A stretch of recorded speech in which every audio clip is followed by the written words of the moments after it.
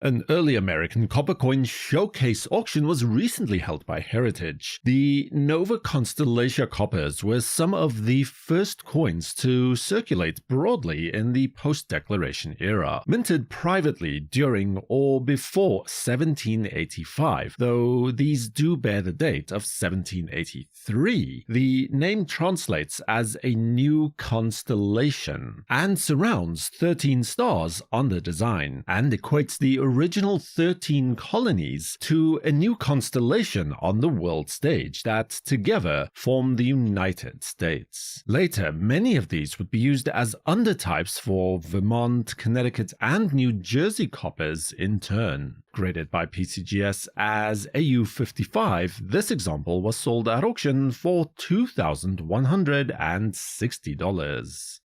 And fair enough, this is not a copper coin. In fact, it is quite clearly silver, but it falls into the same broader category as most of the pre-federal coins in here. So I'm making an exception. The Chalmers coins. In this case, a shilling, but there were also sixpence and threepence coins made as well, were made by John Chalmers, a goldsmith from Annapolis in 1783. Due to the general lack of small change in circulation, it became common practice to take a silver coin like, say, the Spanish 8 reales piece or the Spanish dollar coin, and then to physically cut it into smaller bits, either half, quarter, or 8 individual bits. But as you can imagine, some people became quite adept at cutting 5 quarters out of one coin, or 9 or even 10 eighths out of a single coin,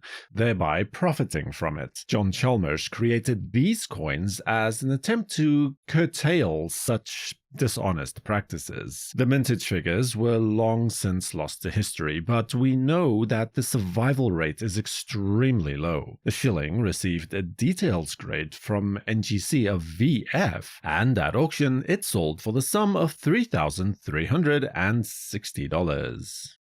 The 1787 Fugio cents are actually minted under federal contract before the US Mint had been created. Though dated 1787, they were actually minted in 1788 by John Jarvis of the Connecticut Mint in New Haven. Today, we know that the contract was obtained illegally with a $10,000 bribe to the head of the Board of the Treasury. Not that that mattered much, as the contract was swiftly cancelled when Jarvis was unable to meet the delivery schedule as set forth by the Confederation Congress. This example was graded by NGC as a VF35 and at auction secured a final price of $3,840.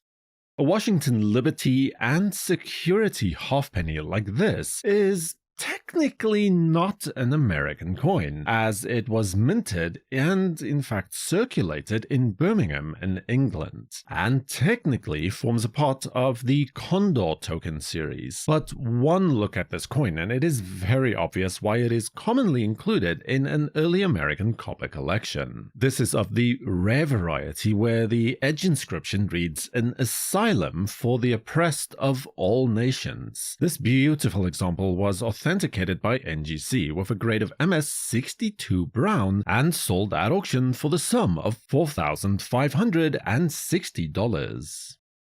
Vermont became the 14th state to officially join the Union in 1791, but for a good half a decade or more before that point, they were actually producing their own copper coins to support the local economy. This is the Vermontensium variety of those coins, minted, or at least dated, as 1786. These coins were typically minted from crudely formed or uneven planchets, leading to the type of surface imperfections that we can clearly see in this coin as well. This example is graded by PCGS as AU50, and at auction it was able to secure a final price of $5,760.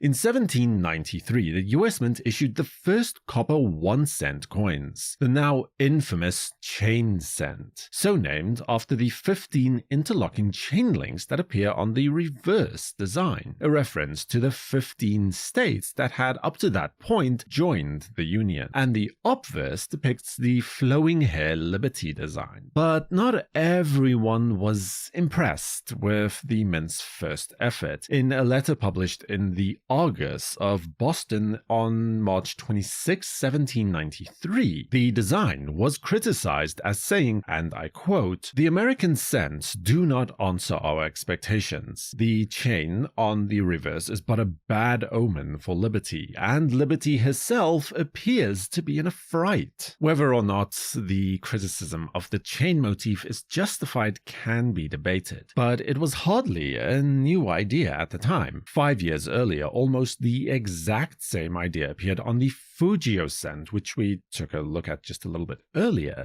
with the words "We are one" in the center of that coin, which then in turn took its cue from the continental currency dollar from nearly a decade prior still. Here, the names of the states themselves, or rather the original 13 colonies, were even imprinted into the individual chain links. The same design was also featured on some of the early paper currencies issued from the Revolutionary era as well. The reverse flowing hair design, in turn, likely took liberal inspiration from the Libertas Americana medal, which was struck a decade earlier. However, the before-quoted criticism apparently did not fall on deaf ears, as the design was very soon changed, and only 36,103 chain cents were ever minted. This example we see here is an NGC-graded coin with a details grade of VF for environmental damage that sold at auction for $9,300.